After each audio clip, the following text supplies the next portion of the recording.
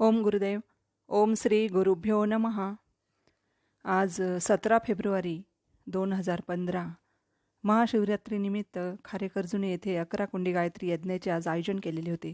दूरदूरवरून साधक या आडवाटेवरच्या आश्रमात आले होते. परमपूज्य गुरुदेवांचे आगमन झाले. त्यांच्या उपस्थितीत गायत्री यज्ञ पार पडला.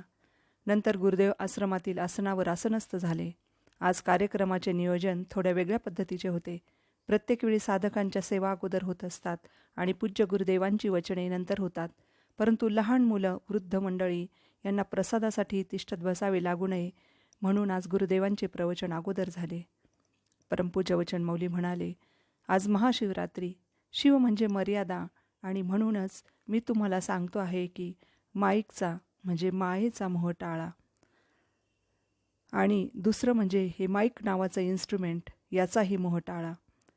आपण आज सर्वजण इथे दूर दूरवरून आला आहात. काहींना मला भेटण्याची खूप वाट पाहावी लागली, तर काहींना इथे पोहोचेपर्यंत गाड्यांची वाट पाहावी लागली. काहींच्या मनात अनेक दुःख क्लेश असेल, ते शांत होण्यासाठी ते इथे आले असतील. कारण या जीवाला लागून बऱ्याच गोष्टी असतात संसारामध्ये, परंतु आत्म्याला त्याचं काय? तो तर आत खोलवर बसलाय 10 शरीराच्या आत. त्याला या सगळ्यांशी काही घेणं देणं नाही, परंतु या वेदनांतून माणसाला जावेच लागते. आज तुम्हाला एक महत्त्वाची गोष्ट मी सांगतो आहे. तुम्हाला इथून काहीतरी हवे असते किंवा येथून काहीतरी मिळणार असते, परंतु तुम्ही जर येथे रिकाम्या हाताने आलात तर ते तुम्हाला कसे पचेल? वडीलधारे, आजारी व्यक्ती आणि गुरूंच्या दरबारात रिकाम्या हाताने कधी जाऊ नये. आणि मी नाही सांगितलं तर तुम्हाला कोण सांगेल? हे बघा, एक फूल तरी, एखादं पान तरी, नसेलच काही तर एखादे तुळशीचे पान का होत नाही, पण घेऊनच यावे. नसेलच काही आणले तर येथे कशाची सेवा तरी करावी. तुम्ही जर काही पेरलेच नाही तर उगवणार कसे? तुम्हाला सुरक्षितता हवी आहे. तुमच्या जीवनातील ॲक्सिडेंटपासून तुम्हाला सुरक्षितता पाहिजे ना? हो, हे अपघात मोटार गाड्यांचेच नाही तर शब्दांचे सुद्धा. मोटार गाडीच्या अपघातातून माणूस स्वतःला लवकर सावरतो, परंतु शब्दांनी जे ॲक्सिडेंट होतात ते निस्तरायला संपूर्ण जन्म जातो. तुम्हाला माहीत आहे, महाभारतातील घटना. द्रौपदी दुर्योधनाला पडलेला पाहून अंधे का पुत्र अंधा म्हणाली आणि पुढे त्याचा कसा परिणाम पुढे आला. दुसरे उदाहरण आहे द्रोणाचार्य आणि द्रुपद राजाचे. दोघे जिवलग मित्र होते, परंतु जेव्हा द्रुपद राजाकडे द्रोणाचार्य गाय मागण्यासाठी गेले तेव्हा द्रुपद राजाने त्याची मैत्री नाकारलीच, परंतु त्याला म्हणाला, ब्राह्मण म्हणून मी तुला गाय देतो, परंतु तू मैत्री सांगून गैरफायदा घेणार असशील तर चालता हो इथून. आणि पुढे या सुडाच्या भावनेतून कोणी कोणाला पाठीशी घातलं हे आपल्या सर्वांना माहीतच आहे. माझा हे सर्व सांगण्याचा उद्देश हाच आहे की आपण चांगलं पेरावं म्हणजे चांगलंच उगवेल. मी तुम्हाला एक छोटीशी गोष्ट सांगतो. रेल्वे स्टेशनवर एक आंधळा माणूस भिक्षा मागायचा.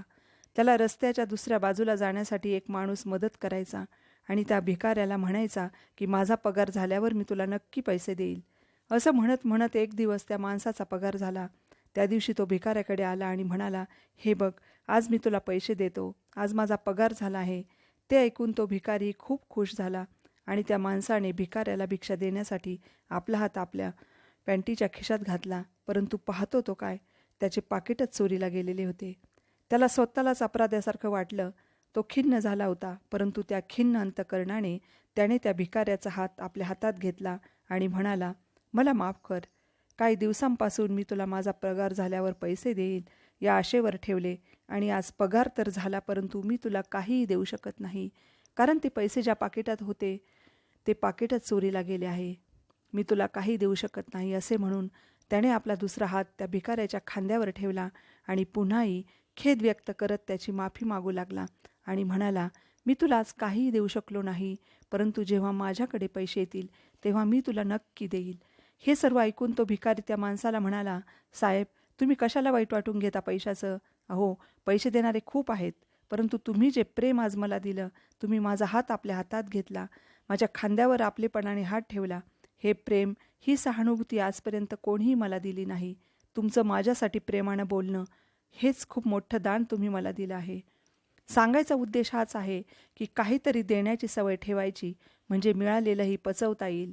तुम्ही मानव जन्माला आलात म्हणजे पुण्य तुमच्याजवळ आहेच, परंतु त्यावर काही आवरणं आलेली आहेत.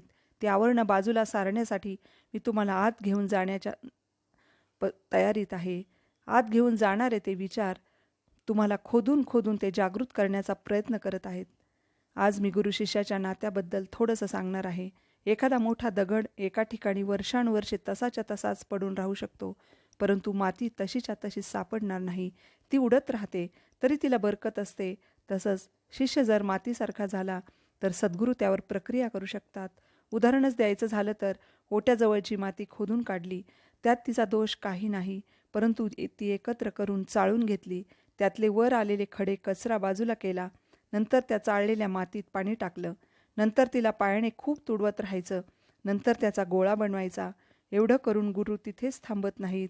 मग त्या गोळ्याला चाकावर ठेवतात.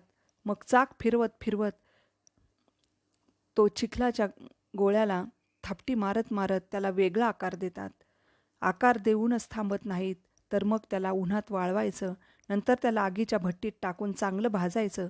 तेव्हा कुठे ते पक्क होतं आणि मग ते मडकं असेल तर त्यातील साठवलेलं पाणी माणसाची तहान भागवते. त्याच मातीपासून कुंडी बनवली असेल तर त्यात तुळशीचं रोपटं बहरेल. हो, पण त्याच मातीपासून चिलीमही बनवता येत असली तरी आपले सद्गुरू आपल्याला चिलीम नाही बनवणार. हे मात्र पक्क ध्यानात ठेवा. तुमच्या आतील पुण्य जागृत करण्यासाठी ते पाहिजे तेवढे प्रयत्न करतात आणि आतील स्वच्छ असे पुण्याईचे झरेच्या झरे बाहेर काढण्याचा ते सतत प्रयत्न करतात. पण तुम्हीही त्यांना साथ द्यायला पाहिजे ना. आणि शिष्याने असं व्हावं जसं संत तुकाराम म्हणतात, देव पहावया गेलोनी देवची होऊनी ठेलो. तुम्ही मोठ पाहिली असेल, त्या मोटेला बांधलेला नाडा म्हणजे ती दोरी विहिरीच्या दगडावरही खूण करतो. दगड इतका कडक कठोर असतो तरी तो नाडा त्यावरही निशाणी करतो. आणि आपण तर माणसं आहात. गुरुही अशाच पद्धतीने शिष्यांच्या आत आपली खून पटवतो. अगोदर दिलेल्या काही विचारांना गुरुदेवांनी पुन्हा उजळणी दिली आणि नंतर प्रवचन संपले होते. प्रवचनानंतर प्रसाद व्यवस्था चालू होती. सोबतच भजनही चालू होती. प्रसादानंतर पुन्हा सत्संग चालू झाला होता. सेवेकऱ्यांची प्रवचने चालू होती. श्री पवार सरांनी दुःखाविषयीचे विचार मांडले होते. श्री ननवरे भाऊंनी त्यांच्या परिवारातील आध्यात्मिक अनुभव सांगितले. श्री पवारसाहेब म्हणाले, आपल्या देशाचे पंतप्रधान नरेंद्र मोदी यांनी प्रत्येकाला बँकेत खाते उघडायला लावले, पण त्यात भरणा तर आपल्यालाच करावा लागणार आहे ना. मग ते सेविंग्स खाते असो किंवा रिकरिंग असो किंवा फिक्स्ड डिपॉझिट असो, त्यात भरणा झाला तरच त्यातून आपला फायदा होईल. या व्यवहाराच्या उदाहरणाने त्यांनी अध्यात्मातील विचार मांडण्याचा प्रयत्न केला. जसे नरेंद्र मोदींनी खाते उघडून दिले असे आपण म्हटले आहे, तसेच गुरुदेवांनीही आपल्याला नामरूपी खाते उघडून दिले आहे.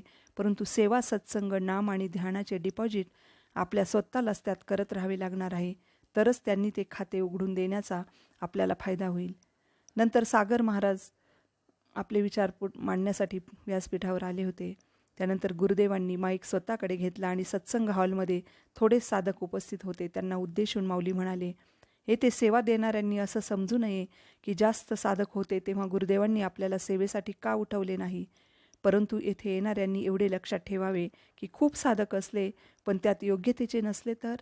येथील एक एक साधक वेगवेगळ्या योग्यतेचा आहे. कोणी उच्च कोटीचा, कोणाची ग्रहण क्षमता 100बरोबर असेल तर कोणाची 1000बरोबर असेल. आणि येथे मी स्वतःही आहे. त्यामुळे 10 सहस्र लोकांपुढे सत्संग सेवा करण्याचं फळ तुम्हाला मिळतं, हे तुम्ही विसरू नका.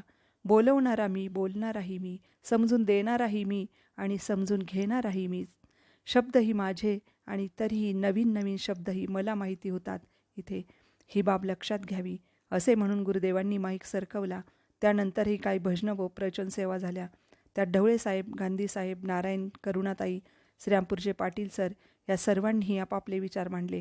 येथील आश्रमाचे काम बऱ्यापैकी कार्यान्वित झालेले पाहून पाटील सर म्हणाले, असे काम करण्याचा निश्चयच बरेचसे काम पूर्ण करून घेतो. फक्त ते करण्याची तीव्र इच्छा पाहिजे. त्यासाठी त्यांनी मदन मोहन मालवीय यांच्या जीवनातील एक प्रसंग सांगितला. काशीमध्ये विश्वविद्यालय स्थापन करायचे होते, परंतु खिशात तर काहीही नव्हते. तरीही ते करण्याची तीव्र तळमळ होती. ते तेथील मुख्य अधिकाऱ्याच्या म्हणजे तेथील राजाच्या घरी गेले. स्वतःची ओळख करून देताना राणीचा मेहुणा आहे मी असे तेथील सेवकास सांगितले. सेवकाने आत निरोप दिल्यावर मदन मोहन मालवीयजींना आत बोलावण्यात आले. परंतु राणीचा मेहुणा अशी ओळख तुम्ही का सांगितली अशी विचारणा करण्यात आली. तेव्हा ते म्हणाले, अमिरी आणि गरिबी या दोघी बहिणी आणि तुम्ही अमिरीबरोबर लग्न केलं तर मी गरिबीबरोबर. त्या बोलण्यावर त्या दोघांमध्ये काही बोलणे झाले. आपण त्याला वाद म्हणूया. मदन मोहन मालवीयजींनी त्या राजाला खूप समजावण्याचा प्रयत्न केला, परंतु त्या राजावर त्याचा काही परिणाम झाला नाही. पैसे तर नाहीच दिले, परंतु आपल्या पायातील एक बूट काढून तो मालवीयजींना फेकून मारला. मालवीयजींनी तो बूट घेतला आणि आपल्या पिशवीत घातला. तेथून बाहेर आले, पिशवीतून तो बूट काढला आणि हातात घेऊन म्हणू लागले, राजाच्या बुटाचा लिलावास, असे म्हणत पुढे चालत राहिले. लोक जमा व्हायला लागली. ही बातमी राजाच्या कानावर गेली तेव्हा राजाने ताबडतोब मालवीयजींना राजवाड्यात बोलावून घेतले आणि 3,00,000 रुपये त्या काळातले दिले. विश्वविद्यालयासाठी ती मदत म्हणून त्यांनी दिले. अशीच मदत गोळा करून त्या विश्वविद्यालयाची उभारणी केली. आजही हे विश्वविद्यालय कार्यरत आहे. सांगण्याचा उद्देश हा की दृढ निश्चयाने परहितासाठी केलेले कार्य निश्चितच फलदायी ठरते, असे पाटील सरांच्या सांगण्याचा उद्देश होता. आजच्या सत्संगाची सांगता करताना गुरुदेव म्हणाले, या सत्संगाची म्हणजे या सत्राची सांगता 2 मिनिटे ध्यान करून होईल. आज शिवरात्री आहे म्हणून भजन संध्या चालूच राहील, परंतु जाणाऱ्यांसाठी ध्यानानंतर सुटी होईल.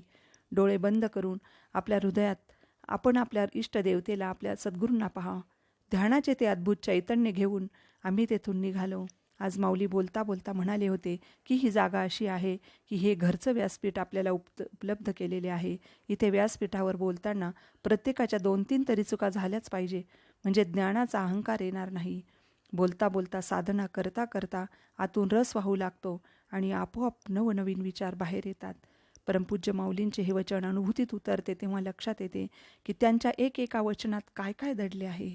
माऊलींनी मातीचे दिलेले उदाहरण त्यांनी किती सहज सोप्या पद्धतीने समजावून सांगितले आहे. ओट्याजवळची माती ही सगळीकडे मातीच असते, परंतु तिची उपयोगिता जाणून घेऊन तिला उपयोगात आणून तिला उपयोगी बनविण्याची क्रिया गुरुदेवांनी स्पष्ट केली. पण ते जेव्हा म्हणतात ना की गुरुदेव त्या मातीची चिलीम नाही बनवणार, कारण माती मोलतेकडे अनमोल दृष्टीने पाहण्याची त्यांची दूरदृष्टी आपल्यालाही त्या दृष्टीने बघण्यासाठी प्रवृत्त करत असते. इतरांना अनमोल करण्याचे काम गुरुदेव करतात, पण आपण त्यांना साथ द्यावी असे ते म्हणतात. ते एवढ्यासाठी आहे की त्यांच्या प्रवचनातून ते अनेक विचार वेगवेगळ्या पद्धतीने सतत आपल्याला देत असतात, पण त्या विचारांवर अंमल करणे तर आपलेच कर्तव्य आहे. आपण ते ऐकून तर घेतो, परंतु पुन्हा त्याचा विचारच केला नाही तर त्याचा अमूल्य वेळ टाईमपास म्हणून वापरतो, एवढाच काय त्याचा अर्थ घेऊ शकतो. म्हणून आपल्याला सावधपणे त्यांचा उद्देश समजून घ्यायला हवा. दुसरे असे की आपल्यातील छोटीशी योग्यता जाणून ते त्या योग्यतेला संधी देऊन येथे व्यासपीठावर बोलायला भाग पाडतात. आपले व्यक्तित्व आणि वक्तृत्व निखारण्याची ते संधीच आपल्याला देतात. त्यांची कृपा तर सोबत असतेच, परंतु त्यातून हळूहळू ते आपला विकास होण्यासाठी आपल्यातील अहंकाररूपी आजारावर औषध म्हणून विचाररूपी नुसखेही देत असतात. अडवायचं तर नाही, पण मर्यादेची जाणीव करून द्यायची. मुक्त सोडायचं, पण धोकेही सांगायचे, म्हणजे माणूस आपोआपच सतर्क राहील. ही कला गुरुदेवांचीच. मला तर वाटते गुरुदर्शनाने आणि गुरुवचनांनी माणूस खूप काही बदलून जातो. आपल्यातील दोषांनाही तो गुरु नजरेतून पाहू लागतो. ही नजर येण्यासाठी प्रत्येकाला कमी अधिक वेळ लागतो. वेळ किती लागतो यापेक्षा तो स्वतःला वेळोवेळी पाहू लागतो. स्वतःला पाहणं ही गुरुकृपेचीच नजर आहे. नावं असतील वेगळीही, पण आपल्या उन्नतीचं उघडलेलं हे दार आहे. यातून प्रवेश होईल तेव्हा सद्गुरूंचं अस्तित्व कळून येईल. मी माझं जपण्याचंही अवसान सारं गळून जाईल. मी माझं जपण्याचंही अवसान सारं गळून जाईल. तेरा तुझको अर्पण प्रभू. ओम गुरुदेव.